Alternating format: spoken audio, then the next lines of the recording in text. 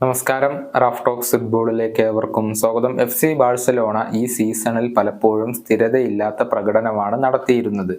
നമുക്കറിയാം, ഇടയ്ക്കിടെ അവർക്ക് തോൽവികൾ ഏറ്റുവാങ്ങേണ്ടി വന്നിരുന്നു. വിയ്യാറയലിനോട് ഒരു വലിയ പരാജയം ഏറ്റുവാങ്ങിയതിന് പിന്നാലെ FC ബാഴ്സലോണയുടെ പരിശീലകനായ ചാവി രാജ്യപ്രഖ്യാപനം നടത്തിയിരുന്നു. അതായത് ഈ സീസണിന് ശേഷം ബാഴ്സലോണയുടെ പരിശീലക സ്ഥാനത്ത് താൻ ഉണ്ടാവില്ല എന്നായിരുന്നു ചാവി തന്നെ പറഞ്ഞിരുന്നത്.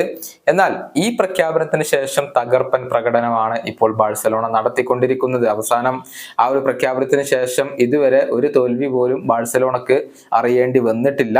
മാത്രമല്ല, യുവേഫ ചാമ്പ്യൻസ് ലീഗിന്റെ ക്വാർട്ടർ ഫൈനലിൽ ഇപ്പോൾ ബാഴ്സലോണ പ്രവേശിക്കുകയും ചെയ്തിട്ടുണ്ട്. അതുകൊണ്ട് തന്നെ ചാവി ഈ രാജ്യപ്രഖ്യാപനം പിൻവലിച്ചുകൊണ്ട് ബാഴ്സലോണയിൽ തന്നെ തുടരണം എന്നുള്ള അഭിപ്രായം ഇപ്പോൾ വളരെയധികം ഉയർന്നു കേൾക്കുന്നുണ്ട്. മാത്രമല്ല, ബാഴ്സയുടെ വൈസ് പ്രസിഡന്റായ റാഫ യൂസ്റ്റെ ഇക്കാര്യം തുറന്നു പറയുകയും ചെയ്തിരുന്നു. അതായത് ചാവി ഇവിടെ തന്നെ തുടരും എന്നാണ് തന്റെ പ്രതീക്ഷയെന്നും അദ്ദേഹത്തോടൊപ്പമുള്ള ഒരു ലോങ് ടൈം പ്രൊജക്റ്റ് ആണ് ബാഴ്സലോണ ആലോചിക്കുന്നത് എന്നുമായിരുന്നു വൈസ് പ്രസിഡന്റ് പറഞ്ഞിരുന്നത്. രാജ്യപ്രഖ്യാപനം പിൻവലിക്കുമോ എന്ന ചോദ്യത്തോട് കഴിഞ്ഞ ദിവസവും ചാവി പ്രതികരിച്ചിട്ടുണ്ട്.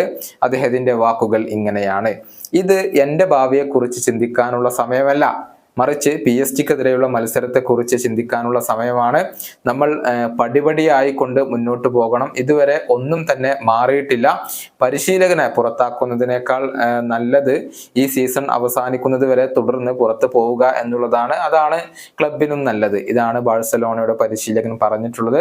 അതായത് നിലവിൽ അദ്ദേഹം രാജ്യപ്രഖ്യാപനത്തിൽ മാറ്റമൊന്നും വരുത്തിയിട്ടില്ല. പക്ഷെ അദ്ദേഹത്തെ നിലനിർത്താൻ ഇപ്പോൾ ബാഴ്സലോണക്ക് താല്പര്യമുണ്ട്. അദ്ദേഹത്തെ കൺവിൻസ് ചെയ്യിക്കാനുള്ള ശ്രമങ്ങൾ ബാഴ്സലോണ നടത്തും എന്നുള്ളതാണ്. ഈ സീസൺ മികച്ച രൂപത്തിൽ അവസാനിപ്പിക്കാൻ കഴിഞ്ഞാൽ തീർച്ചയായും ചാവി ബാഴ്സലോണയിൽ തന്നെ തുടരാനുള്ള സാധ്യതകൾ ഇപ്പോൾ വളരെയധികം ഏറെയാണ്.